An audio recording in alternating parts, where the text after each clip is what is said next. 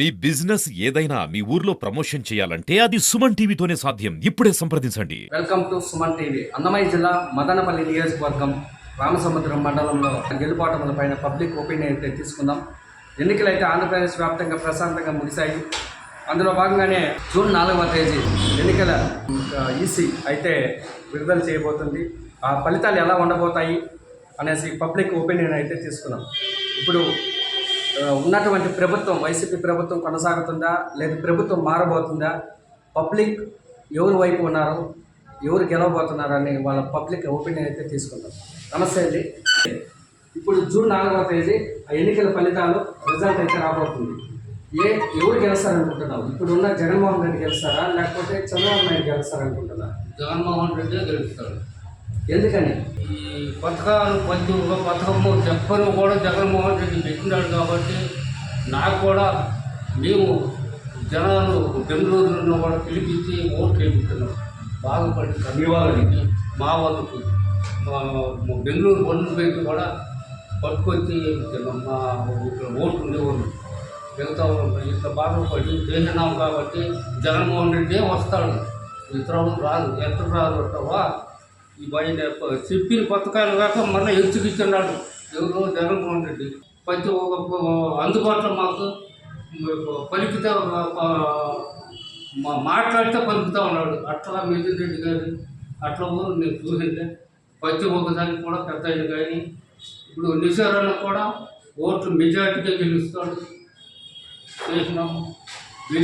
గెలపోయేది జగన్మోహన్ రెడ్డి. 2024లో ఫలితాలు ఎలాంటి విధంగా ఉన్నాయంటే ఆషామాషిగా లేదు. 50% మాత్రం ఉన్నాయి.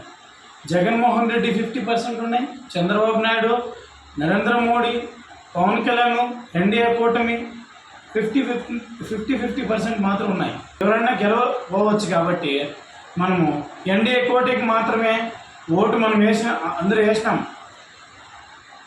కొంతమంది ఎన్డీఏ కూటమికి వేసినారు, కొంతమంది వైఎస్ఆర్ కాంగ్రెస్ పార్టీకి వేసినారు.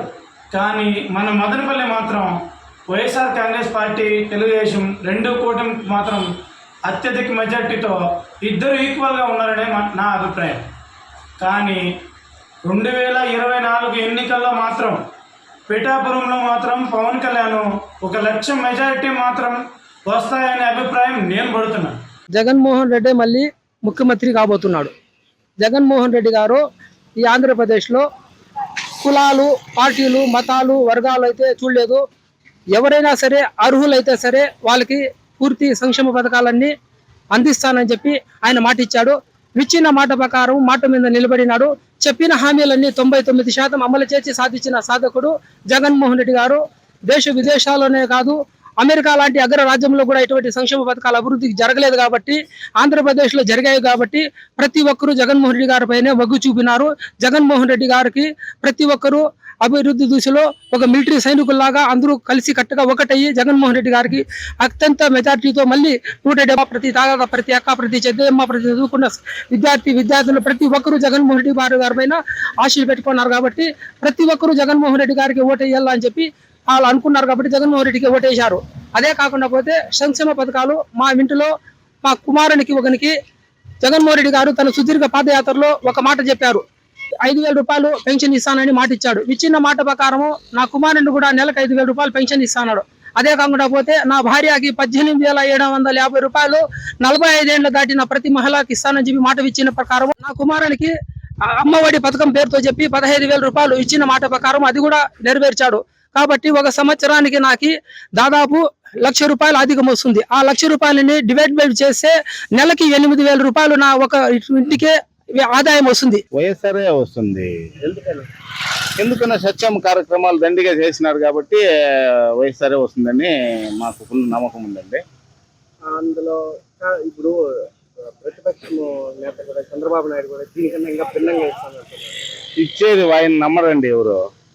నీకు ఇంతకు ముందు మనకు స్వాతంత్రం వచ్చి ఇన్ని సంవత్సరాలుగా ఎప్పుడన్నా ఇంత మట్టుకు సామాన్య ప్రజానికి డబ్బులు చేరిండే విధంగా ఎప్పుడన్నా ఏ గవర్నమెంట్లను చూసినామా? లేదు కదా. అట్లాది జగన్మోహన్ రెడ్డి ఈ గవర్నమెంట్ చేసి చూపించాడు. మళ్ళీ ఆయన వస్తాడండి, మా నమ్మకం అది. వైసీపీ తరఫున పోటీ చేశారు. అవును. కూటమి తరఫున షాజహాన్ బాషా గారు పోటీ చేస్తారు. వీళ్ళు ఎవరు గెలుస్తారండి? నిసార్ అహ్మద్ గారు కనీసం సుమారుగా 20,000 మెజార్టీతో గెలుస్తారండి. నిసార్ అహ్మద్ గారు చదువుకున్న వ్యక్తి. ఆయన ఒకప్పుడు ఎంప్లాయీగా ఉండి జనాలు నాడి తెలిసినవాడు కాబట్టి ఆయన ఎవరైనా నమ్ముతారండి. మంచి వ్యక్తిగతంగాను మంచివాడే, చదువుకున్నవాడు. అందువల్ల నిసార్ అహ్మద్ గారు గెలిచే అవకాశం చాలా ఎక్కువ ఉన్నది. షాజహాన్ బాషా గెలవరండి. అది ఎట్లా గెలుస్తారు? ఆయన ముందు చేయండి ఇదేముంది ఇప్పుడు కొత్తగా ఏమన్నా చేయబోయేది ఆయన అసలు నమ్మలేరు. జగన్ ప్రభుత్వంలో ఎవరు వేరే వాళ్ళంటూ ఎవరు రాలేరు.